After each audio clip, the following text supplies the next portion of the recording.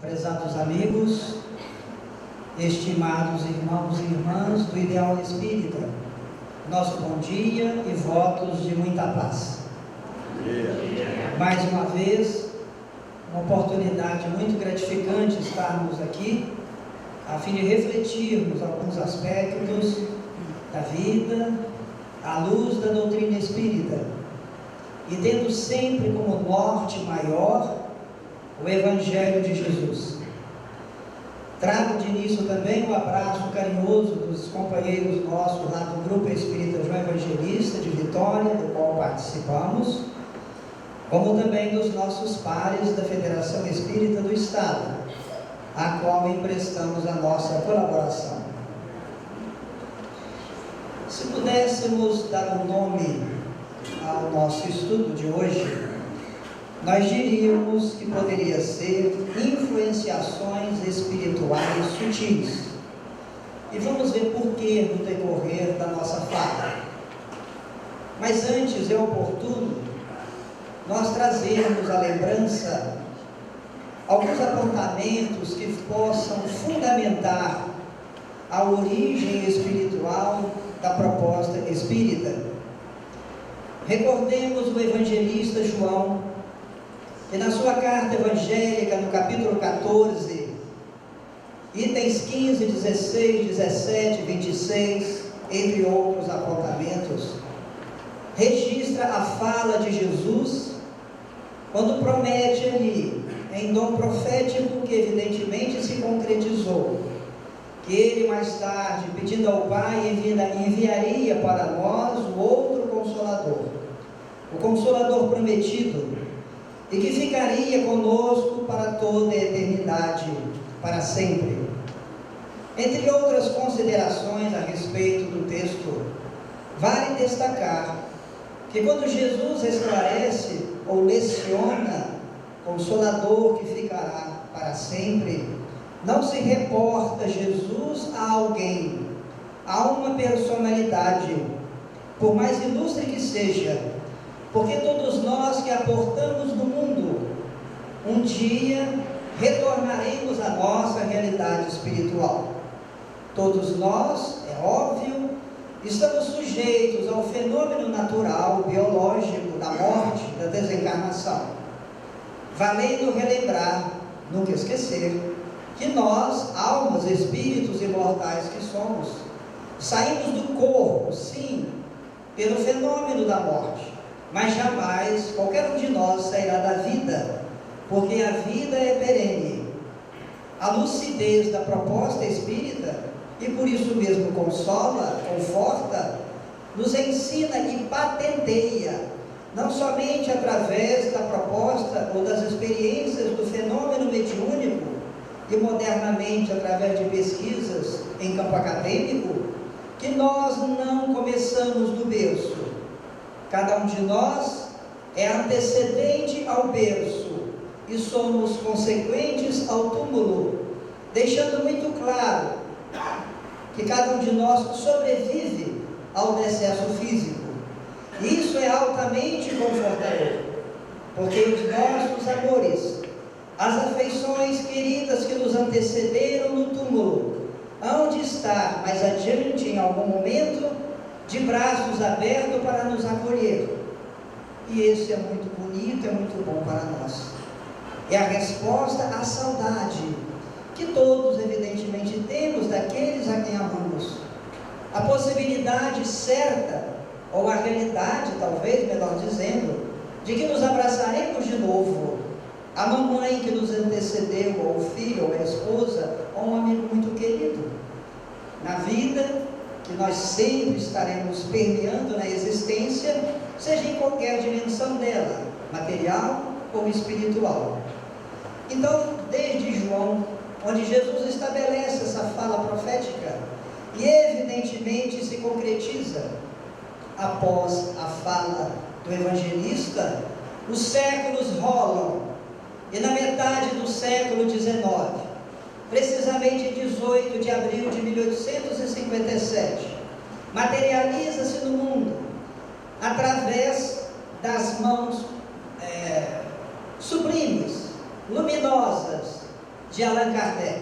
Antes, o professor Hippolyte Léon Denis Rivail, que aos 51 anos de idade, depois de larga experiência no campo da pedagogia, do estudo, pesquisador emérito, linguista de várias ordens, e ele então enfeixa nas suas mãos, depois de um contato inicial, numa noite memorável da última terça-feira de maio de 1855, na casa de ilustre família Pleine-Maison, em Paris, na França, e a partir daí, percebendo a extraordinária mensagem por trás do chamado fenômeno das mesas girantes, constrói Kardec, sob o influxo dos benfeitores da humanidade, o portento que é para a humanidade do Espiritismo.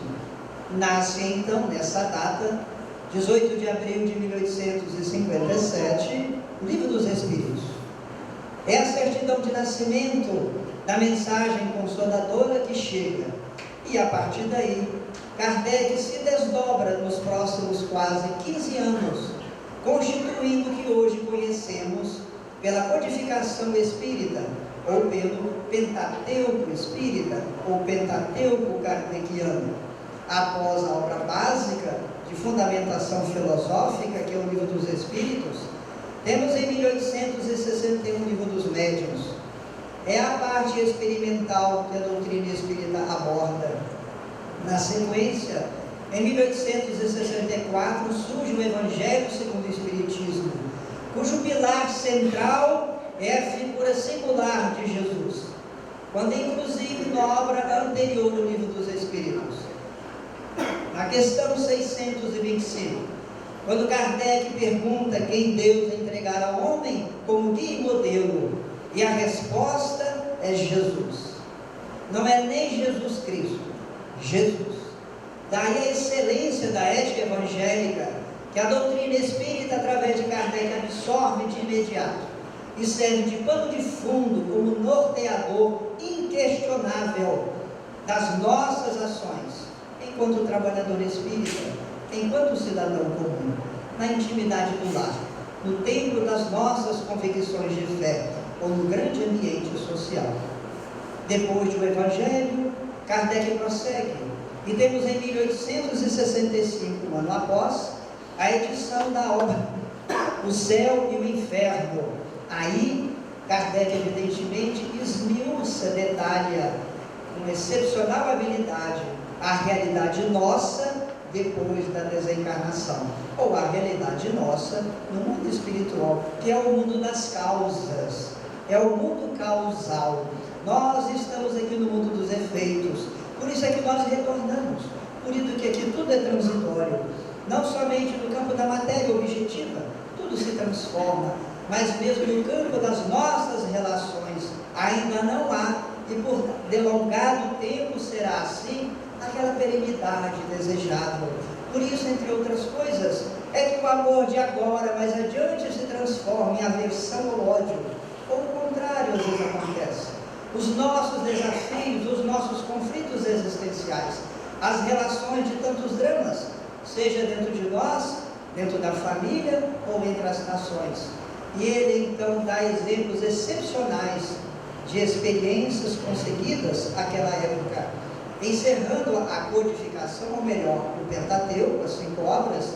Temos na sequência a Gênese, editada em 1868, cerca de um ano antes de Kardec desencarnar, em 30 de março de 1869. Aí, na Gênese, o codificador fundamenta as bases, na perspectiva espírita, do que chamaríamos a Gênese material do mundo e da Gênese espiritual. É um trabalho de altíssima categoria e que se ajusta perfeitamente, desde aquela época até hoje, às avançadas conquistas do mundo contemporâneo. Os laboratórios, os ambientes acadêmicos, as teses de mestrado e doutorado, muito comum hoje, nos últimos 10 anos para cá, validam, fundamentam, explicitam a realidade dos princípios espíritas. Então nós temos aí, entre outras considerações, que quando a doutrina espírita, como veremos agora, propõe reflexões no campo da ajuda, do auxílio a nós outros, quando abre para nós perspectivas mais amplas e nobres do entendimento e da compreensão de nós mesmos, do outro, da vida e de Deus, evidentemente está fundamentado numa verdade eterna, não que a doutrina em si seja a verdade total, ainda é parte dela, porque a totalidade, evidentemente, somente com Deus, o Criador. Mas a proposta espírita, ela desencanta, ela desveste daqueles que dela se aproximam dos velhas peias e amarras da superstição, da ignorância. Mostra para nós uma realidade oscilante das coisas que acontecem na vida. A dor, o sofrimento, a angústia, a lágrima que chega, deixam para nós então de ter aquele peso de castigo divino que me amofina, me atormenta. Alguém está pagando porque fez algo terrível. Desveste essa moldura pesada e inconsequente e mostra para nós, de maneira lúcida e confortadora, que os desafios, o problema, a lágrima que chega, a escada difícil de superação, devem ser percebidos por nós como recursos pedagógicos da vida. Não há, em hipótese alguma, possibilidade de ascensão espiritual, que todos nós queremos. Não há possibilidade de proximidade com Deus, que todos nós almejamos e é legítimo, sem o esforço individual. Todos nós, espíritos, que aportamos no mundo nesse processo da grande evolução, estamos incursos nos limites, ou no regime da meritocracia, que Jesus, aliás, já ensinava há muito tempo, há milênios, de maneira poética como convinha. Dizia ele, por exemplo, a cada um segundo as suas obras. O que quer dizer que tudo aquilo que nós realizamos, seja internamente ou de forma ostensiva, estaremos aí a partir de agora construindo o nosso amanhã. E esse amanhã pode ser a hora seguinte, pode ser amanhã, segunda-feira, pode ser daqui a 1, 5, 10, 100 anos, não sei. O fato é que nós precisamos de entender, e não é só de ter a informação, é de nos conscientizarmos que, querendo ou não, sabendo ou não, cada um de nós é o agente, o construtor da própria felicidade. E só a teremos, a felicidade, na medida em que colaboremos com a construção da felicidade do outro, daquele que a vida sabiamente coloca à nossa volta. Muitas vezes, para a nossa visão acanhada, é alguém que nos complica, que nos atormenta, que nos amarra ao passo. Não tenhamos essa visão. Deus não erra. Aliás, corre uma frase atribuída a Einstein, em que ele teria dito que Deus não joga dados. É a mesma coisa. A divindade não se equivoca. A nossa percepção, que é acanhada, vê dessa forma. Muitas vezes, se não geralmente, o problema que surge, o desafio na hora, é a oportunidade para cada um de nós exercitar as lições que aprendemos, não somente através da experiência da vida, mas falando de nós, os espíritas, que recolhemos das lições da doutrina, que recolhemos das lições do Evangelho. Não esqueçamos, queridos irmãos e irmãs, que não nos bastará nos encantarmos com a mensagem que nos chega, com um romance que a gente lê e nos emociona, e é fascinante realmente. Não nos bastará jamais quase decorar textos e questões. Acima de tudo, é o exemplo que testifica, que valida a lição absorvida. Daí, quando nós trazemos para a reflexão sobre a ótica espírita, tendo como este influenciações espirituais sutis, é para nós percebermos, ante a realidade da lição espírita, que todos nós estamos sujeitos a essas influenciações. E não é só de agora, claro. O que se fala agora, ou o que refletiremos agora, não é porque existe agora. Muito antes do nascimento da doutrina espírita, naquele memorável abril de 1857, claro que a divindade já se mostrava de variada forma presente no contexto humano, auxiliando-no na construção do destino individual e coletivo. Apenas a doutrina enriquece essa visão, abre, escancara, eu diria, as portas para um entendimento mais amplo e seguro. E com o advento das pesquisas humanas no campo da ciência, variadas delas, cada vez mais se justifica ou se valida os fundamentos espíritas. Entre outras coisas, hoje, principalmente na Europa e nos Estados Unidos, até onde sabemos, não se pergunta mais a respeito do fenômeno mediúnico, se ele existe ou não. Não há como questionar, principalmente graças à literatura extraordinária mediúnica pelas mãos luminosas, por exemplo, de Chico Xavier, de Divaldo Franco, Zé Raul Teixeira e tantos outros. A questão não é se existe ou não, a questão é como funciona. Qual é o projeto da vida para essa realidade que nos envolve? E a doutrina espírita sempre está um passo adiante, sempre vai além, já que ela nos ensina que médium somos todos nós, independente daquele, de maneira ostensiva, evidente, regular, continuada, é o tal do médium, que escreve, que fala, que pinta, que cura. A faculdade mediúnica, aprendemos, e é realidade, é faculdade da alma, então todos nós a possuímos, conquanto a maioria de nós não a tenha evidente, patente. Eu estou praticamente desde 1985 muito ligado diretamente no estudo, na dinâmica da doutrina e do movimento. Nunca ouvi nada, nunca vi nada. Eu sou cego mudo, sou cego e surdo, só não sou mudo por falar muito. Mas sabe, porque na realidade, mas nós temos outras percepções, e todos nós somos assim. Nós, querendo ou não, sabendo ou não, intermediamos continuadamente 24 horas por dia, até quando o nosso corpo descansa no sono reparador. Intermediamos energias, perspectivas, felizes ou não. Somos médiums sempre.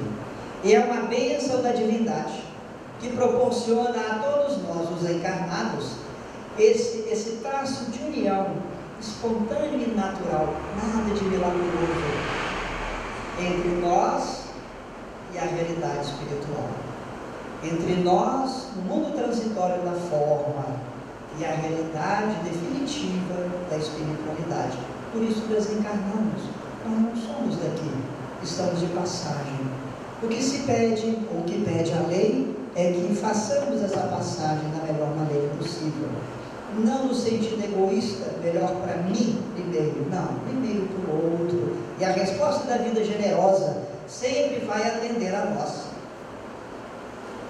Não comparando o mal, fazendo um paralelo, muito comum no mundo e no Brasil, nos anos para cá, esse trabalho que convida ao voluntariado, não é?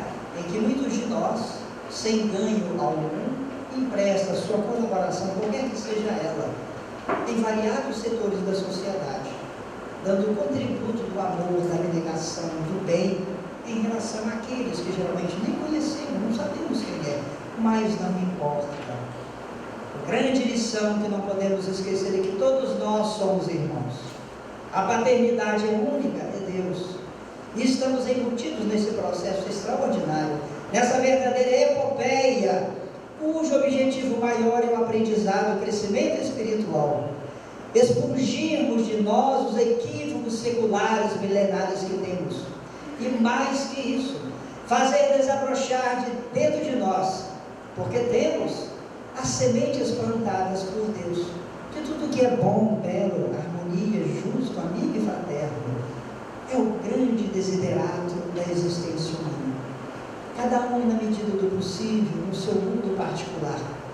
Confiarmos em Deus e termos como norte e diretriz essencial dos nossos passos, ainda incertos, a mensagem de Jesus, que vale para qualquer entendimento, para as mentes mais simples como a nossa, para outras avançadas, que querem fazer trabalhos elaborados da mente, que assim seja, mas sempre a proposta de Jesus, que reflete a de Deus, está aberta a todos nós. É a oportunidade sem limites, sem fronteiras, sem muros, para cada um de nós buscar e movimentar. Influenciações espirituais sutis é um texto que nós recolhemos desse livro aqui. Estude e Viva é uma parceria dos espíritos Emmanuel e André Luiz, que trazem reflexões extraordinárias para o nosso cotidiano. Conquanto sempre tenha a lição espírita o seu viés filosófico, que cabe, mas acima de tudo, como aqui, é a proposta para o nosso dia a dia, para o nosso cotidiano, para nós termos a certeza, a convicção de que precisamos de estar atentos. Em síntese, tudo que ele diz aqui, Jesus já falara, e como sempre o mestre da síntese, da lição pedagógica, ele já ensinara a cada um segundo as suas obras. Faça por onde e eu te ajudarei.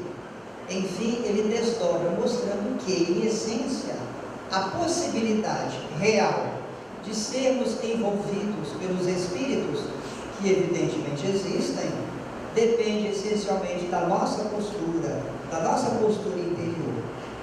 Conquanto a casa espírita como essa nos acolha, nos dá a oportunidade de estudar a própria doutrina, o Evangelho, alargar compreensão e entendimento. Os benfeitores invariavelmente nos trazem mensagens de conforto e de orientação. Apesar de tudo isso que precisamos, o passo decisivo de crescimento, de autoconstrução, quem fará será cada um de nós. Ninguém faz pelo outro. Até porque se fizesse, Deus teria feito. Teria feito todo mundo certinho, perfeito, sem problema, sem dor, não é? Mas não é assim. O aprendizado que a divindade propõe é da autoconstrução, para que cada um de nós valorize o esforço despendido e saia da casca pesada ainda do velho egoísmo, do velho eu que nos amarra e nos convida, nos convoca a passos mais largos, a um salto de qualidade. A respeito do tema, lembremos uma questão de um livro dos Espíritos muito pertinente. É a questão 459. Kardec pergunta ali se os Espíritos influenciam os nossos pensamentos e atos. E a resposta é que sim. Discorre em poucas linhas e termina dizendo o seguinte, e na maioria das vezes, muito mais do que imaginas. O que fica patente é que todos nós, os humanos, estamos sob a interferência sutil, leve ou evidente dos chamados espíritos. Pois muito bem, quem é que vai dizer ou estabelecer os limites dessa relação? Quem é que vai estabelecer a qualidade dessa vizinhança espiritual a qual todos nós estamos próximos, ainda que não saibamos? Nós mesmos. Veja que dentro da lucidez espírita e da própria mensagem de Jesus, que já ensinará isso, caberá sempre a nós o esforço, a iniciativa do trabalho de autoconstrução. Não há benesses gratuitas. A divindade não trabalha nesse ritmo. Seria, se assim fosse, deseducar-nos, como se fizéssemos com a nossa criança ou o nosso infante, que sempre faremos o dever de casa da escola, vai sempre tirar um 10 ou a letra A, mas em compensação não vai aprender nada. E a vida não funciona assim. O grande desafio é a autodescoberta. A partir daí, como nos ensina Joana de Ângeles, o autodesenvolvimento, o esforço continuado, né, de melhora, para atingirmos o ápice, que vai ser a autoiluminação. quando nós, em qualquer tempo, adquiriremos com certeza essa plenitude do ser a que estamos fadados. Vocês vão me permitir ler o texto, mas são frases curtas e pequenas, que eu não gostaria de perder a simplicidade, a sutileza e profundidade da lição que o André Luiz nos traz. Ele diz o seguinte: sempre que você experimente um estado de espírito tendente ao derrotismo, perdurando até várias horas, não é dias, até várias horas, sem causa orgânica ou moral de destaque, havente a hipótese de uma influenciação espiritual sutil. Quem de nós já não passou por essas coisas? Ele relata, em algumas frases, esse tipo de situações que invariavelmente faz parte do nosso dia a dia e passa batido na gente. Tá? E nós, os espíritas, talvez um pouco viciados pela dependência pregressa das experiências religiosas anteriores, quando a gente se vê nesse quadro, invariavelmente, estou como obsessor. O pobre do obsessor é que paga o pato pelos nossos equívocos, pela nossa indiferença sistemática. É claro que os irmãos espirituais se ajustaram a nós, desde que permitamos. Estamos comentando aqui sobre o Evangelho, sobre doutrina espírita.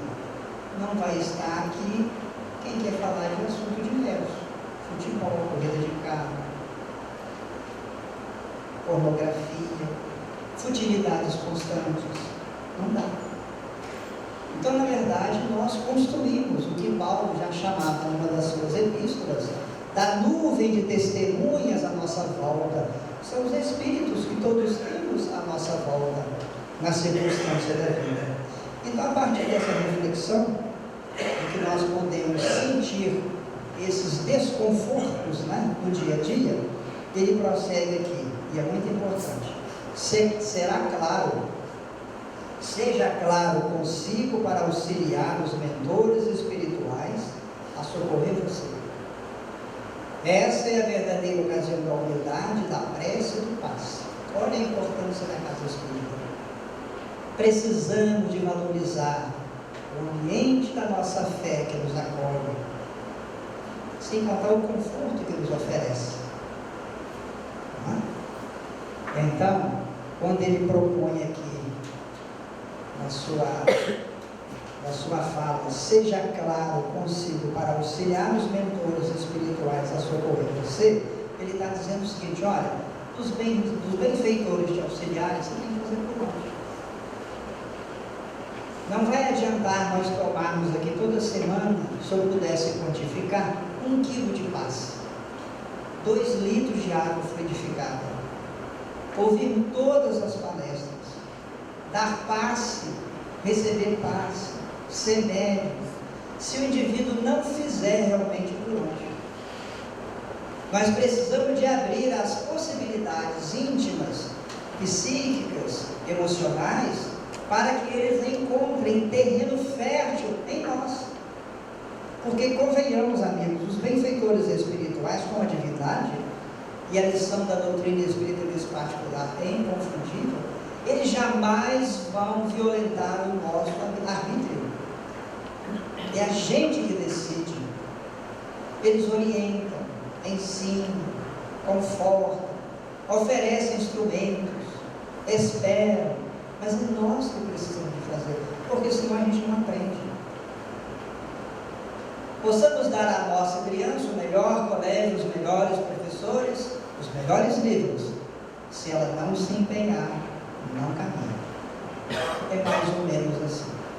Por isso que a doutrina espírita, às vezes, principalmente para os neófitos que se aproximam da mensagem, às vezes estranha, porque estão acostumados a que a religião, Deus, ou seja, quem for, resolvesse os problemas. Não resolvem. Abrem para nós as possibilidades do esforço pessoal. Compartilham sim conosco as nossas expectativas, desafios e soluções, mas não farão por nós. porque seria francamente antipedagógico. E a divindade quer que nós, espíritos imortais que somos, nos alevantemos sempre para mais alto, nos aproximemos de Deus. Esse é o grande objetivo da existência, é o grande processo da evolução sem fim. Então, quando ele fala, seja claro consigo para auxiliar os mentores a socorrer você, está nos convocando, eu diria, não convidando, é convocando ao trabalho pessoal. Jesus já falou isso, tipo, vigiai e orai. Se é para vigiar e orar, é 24 horas por dia. Não é para vigiar e orar só aqui dentro, aqui está todo mundo se adorando, se ama, se gosta, que bom, né? Aqui a gente nutre energias novas, dos confortos, dos conflitos que temos às vezes. Quem sabe muitas vezes chegamos à nossa casa espírita com um problemão enorme, às vezes nem é tão enorme assim, mas para nós é naquele momento. E a gente chega aqui, vê uma palestra, toma um passe, tem esse convívio fraterno, que nos convida à interação, à fraternidade, ao amor, ao bem. Isso nos dá um vigor renovado. Mais uma vez, valorizar a nossa casa espírita, compartilhar com ela, deixarmos de ser, me permito aqui numa parte, deixarmos de ser tão somente os frequentadores habituais que sejamos, mas o quanto possível escolher um pedacinho do nosso tempo, do nosso esforço, sobre qualquer aspecto, e investir no ambiente que nos constrói para melhor, que nos ajuda a ser felizes. A partir daqui, André Luiz nos faz alguns apontamentos de situações que sugerem ou possam sugerir essa influência espiritual. Por favor, vou fazer logo um alerta. Não é porque alguma situação dessa já está obsediada, tá, gente? Não é assim que funciona. Mas são situações que, dentro da perspectiva, são perfeitamente naturais e evidentes. A ciência avança a passos largos para a constatação dessa intimidade do que eles chamariam de consciências extrafísicas, um nome bonito e longo para nós é simplesmente o espírito ou a alma, que apesar de desencarnado está junto de nós. A morte não rompe afeições, seria um desastre na compreensão da bondade divina, como a morte também, ela não quebra as cadeias de desafeto e de ódio. Se alguém desencarna e gosta de mim, certamente vai continuar gostando de mim. Se alguém desencarna e não gosta de mim, não vai com a minha cara, possivelmente continuará não indo com a minha cara. E quem sabe, se puder, vai me atrapalhar ainda. Não vai querer que eu seja feliz. É igual aqui no mundo, nos nossos ambientes de trabalho, no grande lar da família humana. Não é assim que funciona? Temos os amores e os desafetos, as conquistas, as realizações e as nossas perdas. É simplesmente uma continuidade nessa interação das duas dimensões da vida. Por isso a doutrina espírita elucida, amplia e conforta, porque nos mostra que, encarnados ou não, estamos nessa extraordinária humanidade espiritual. E de acordo com os ditames da vida, o que vale dizer, de acordo com as leis divinas, estaremos localizados exatamente no melhor local para aprendermos. Ninguém reencarna em família errada. Ninguém tem pai ou mãe por equívoco. Nenhum filho chega para nós que não devia. Essa é uma visão talvez muito comum, até talvez de nós, os espíritas. Mas amigos, Deus não erra. Então, o desafio da hora, ou aquele que nos beneficia com muito carinho e amor, é que precisamos para continuar a grande jornada de crescimento espiritual. Então André cita algumas frases, eu vou dizer para vocês. Primeiro, alguns fatores que podem sugerir essa influenciação sutil, porque não dá para perceber. Dificuldade de concentrar ideias em motivos otimistas. Às vezes temos isso.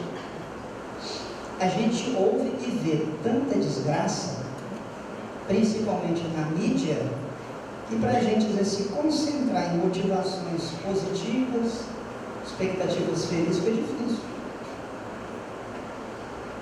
O ambiente do mundo influencia? Sim, discutivelmente. Mas precisamos de ter cuidado para não entrarmos nessa massa que domina em nome da dor, do sofrimento e da angústia. Vocês se lembram quando houve a passagem do milênio, né? Acabou 2000 e começou 2001, né? Olha que isso noticiou de desgraça no mundo, impressionante. A pergunta é, será que a divindade não tem nenhuma notícia boa para nós? Até que minta para a gente. Fala, vai ser um novo período de construção de felicidade. É só desgraça, é só drama, é só treva. Precisamos de ter cuidado com isso, principalmente os espíritas, sabe por quê? Porque a gente entende ou compreende essa extraordinária realidade da vida espiritual. E o cidadão que hoje é um criminoso, um acelerado social ao desencarnar, vai continuar certamente, porque a morte não muda, não melhora e nem piora ninguém. É uma questão de consciência. O tempo e as oportunidades é que farão dele, no caso, transformar-se em alguém bom, generoso, ético, amigo do bem e que exercite o amor. Ele continua, fatores que possam indicar essa situação: ausência de ambiente íntimo para elevar os sentimentos em oração e concentrar-se em leitura edificante. Tem gente que às vezes vem aqui para a reunião e dorme, mas aqui não, falaram que aqui não tem isso, sabe? Só lá em Vitória. Mas são realidades que a gente pontua. A gente emerge reflexão para a gente pensar. A gente às vezes chega aqui e dá um sono danado, né? Aí acaba a atividade, a palestra, por exemplo, e está inteiro.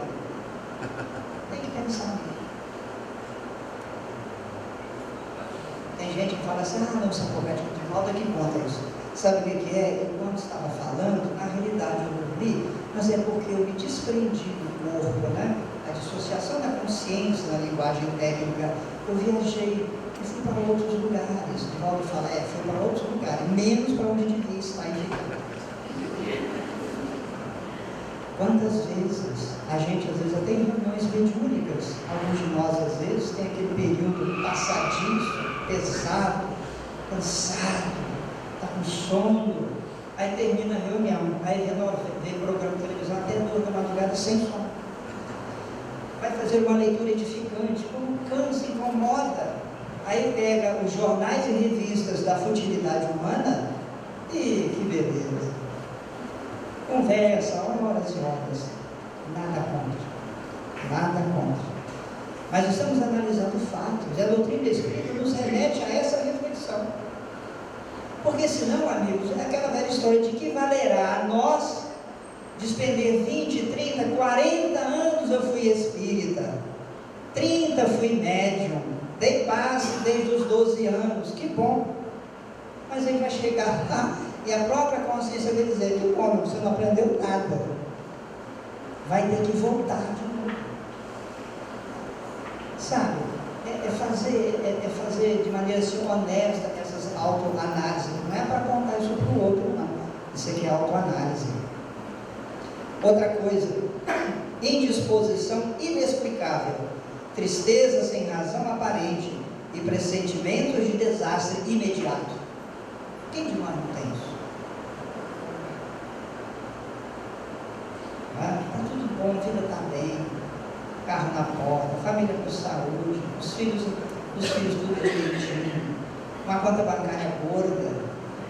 Dizer que aqui todo mundo tem conta bancária gorda. E às vezes aquele momento, aquela coisa, fica, meu Deus, o que vai acontecer?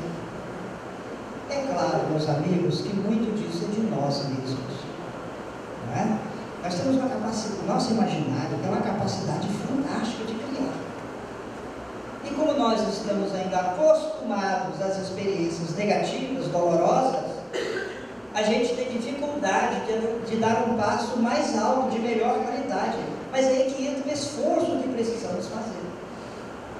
Está chovendo canivete? Não sai. Mas eu preciso arranjar uma tábua. Põe sobre a cabeça, porque se usar o guarda-chuva vai furar.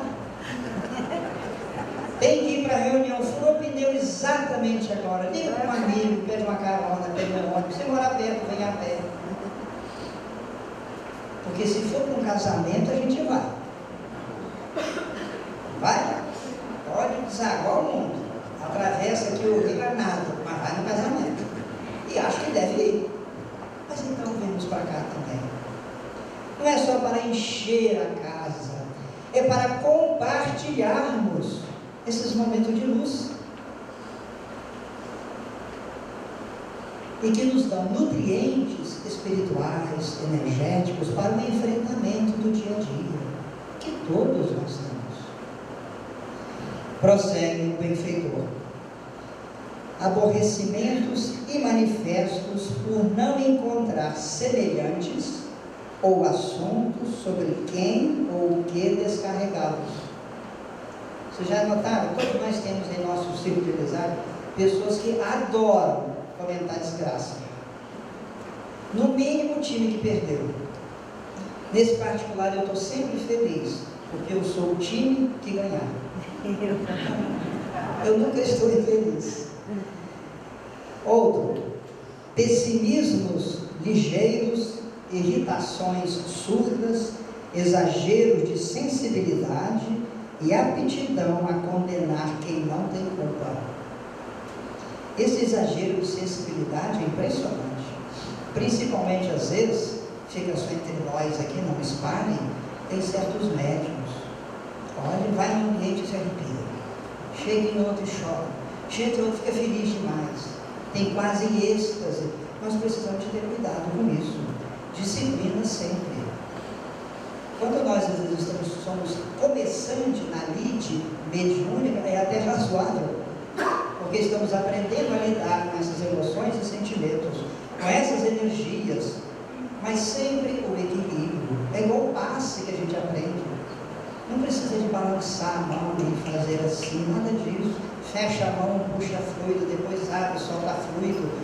Respeita-se quem faz assim, mas não precisa. Onde está escrito, estou falando na perspectiva espírita, onde está escrito que precisa disso? Já que se sabe, está na codificação, que podemos dar o passe através do pensamento a alguém distante. Damos o passe pela palavra, pelo olhar, pelo pensamento, pela prece. Existem pesquisas americanas na importância do valor efetivo da prece dirigida a doentes em hospitais distantes. Veja, é a lucidez da proposta espírita, perfeitamente ajustada à lógica e à razão.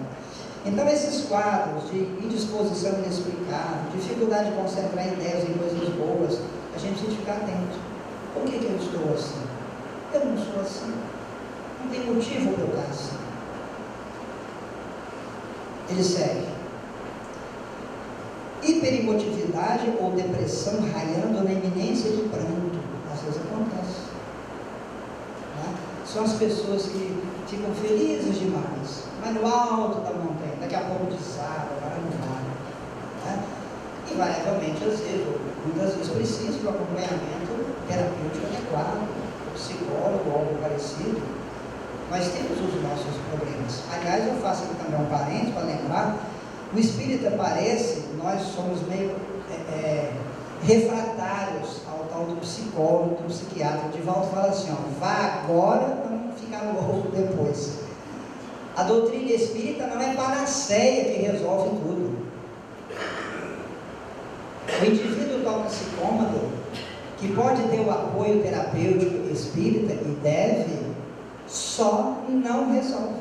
Tem que ir para o doutor, desintoxicar-se às vezes, fazer terapia especializada.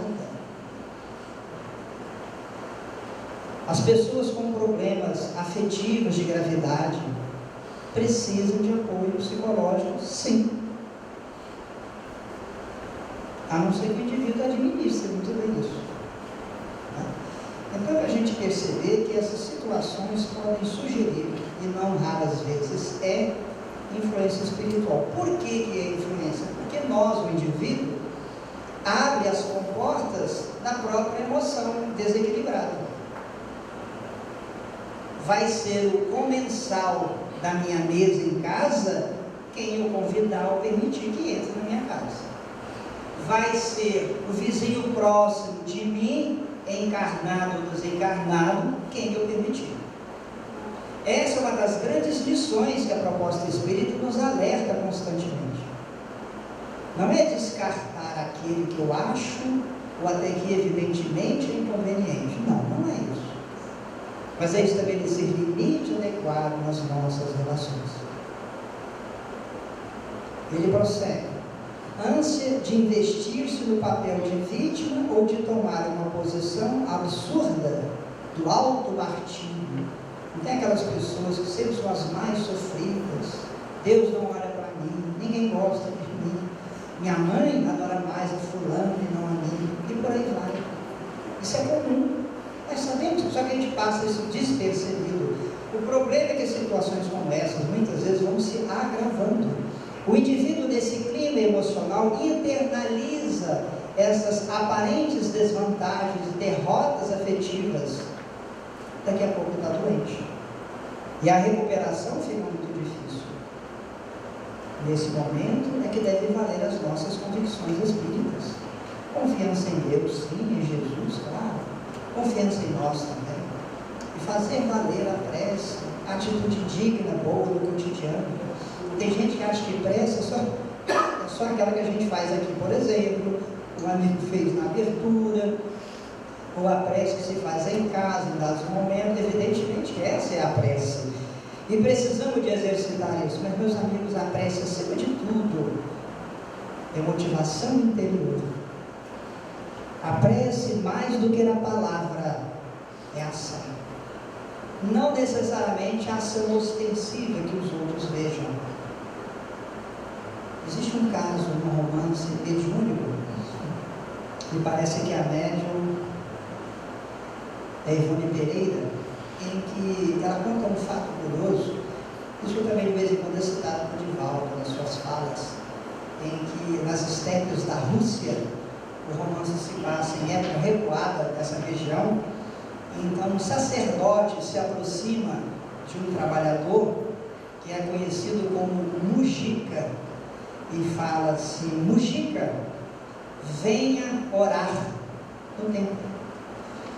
E o Mujica fala: não posso, eu preciso de arar agora, trabalhar a terra.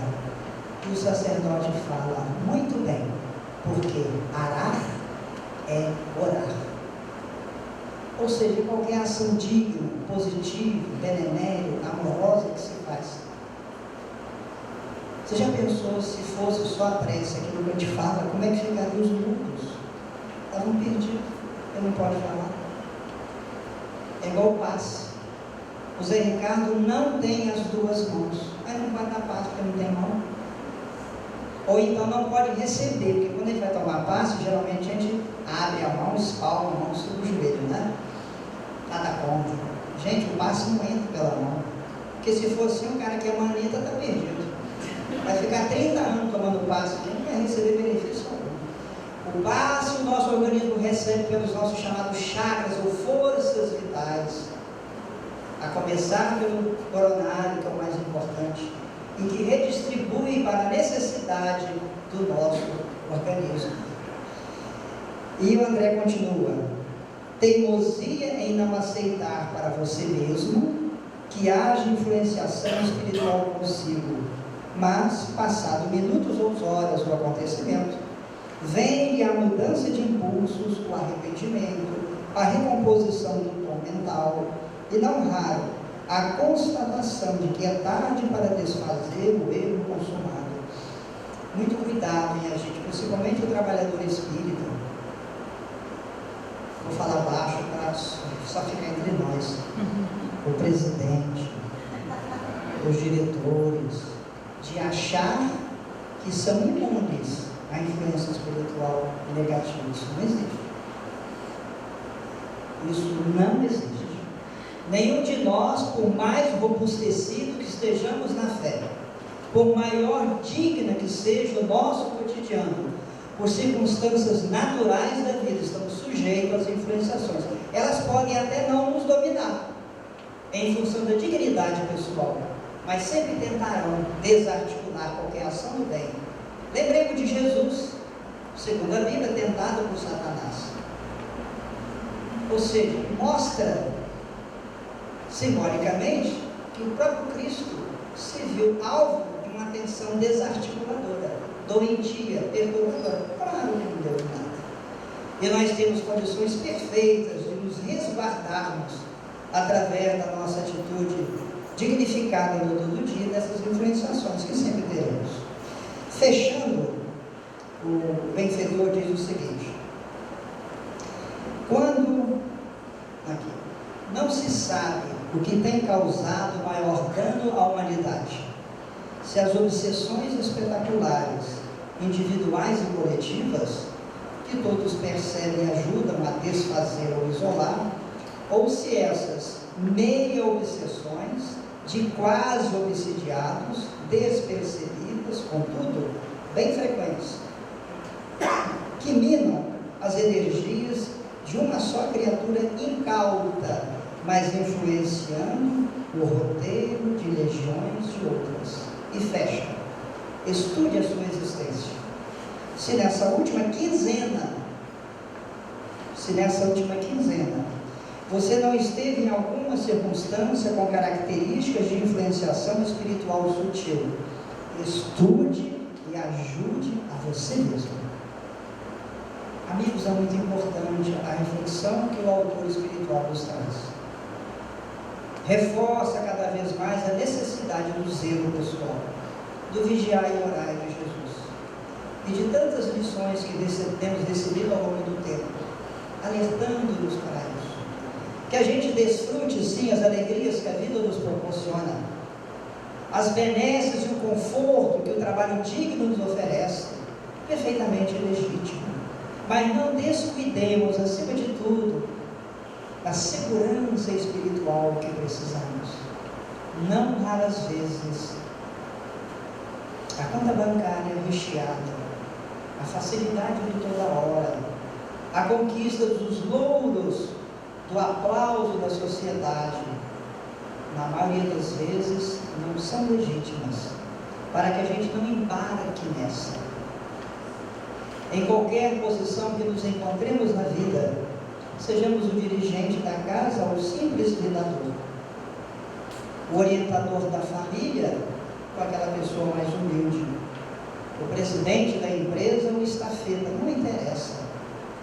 Em qualquer lugar que a vida nos coloque, ofereçamos o melhor de nós.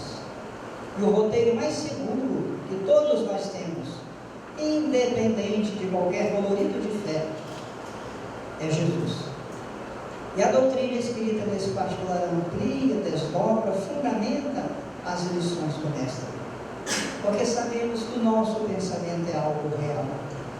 Vindo para cá, estava ouvindo uma palestra de uma companheira, filha da Ana Guimarães, que em Vitória, há uns meses atrás, eu não vi, fez uma palestra sobre reencarnação e a vantagem de conhecimento prático disso, né? E estava mostrando para nós, com dados de pesquisas recentes, principalmente na América, alguns na Europa, a realidade que já se percebe, já se vislumbra os pesquisadores, dessa realidade que a morte realmente não acaba com o indivíduo. É simplesmente uma sequência. A morte é um portal para a vida perene a que todos nós estamos fadados.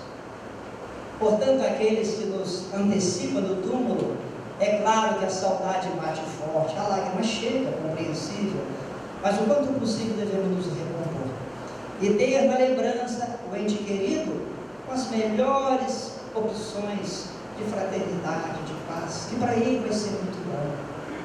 Ele precisa disso. Vocês vão ver que quando vocês desencarnarem, porque eu não vou, como vai ser bom alguém lembrar: ah, que saudade da mamãe, do papai, da minha filha. Mas aquela saudade que não seja torturante, que amarra, que angustia, que fere, é a saudade boa. Aí vocês vão falar assim: se Deus quiser, quero estar bem perto dele. Você sabe que mamãe Minha mãe desencarnou um ano e meio, mais ou menos, aos 40 anos, né? E claro que eu sei dessa realidade, de maneira muito convincente.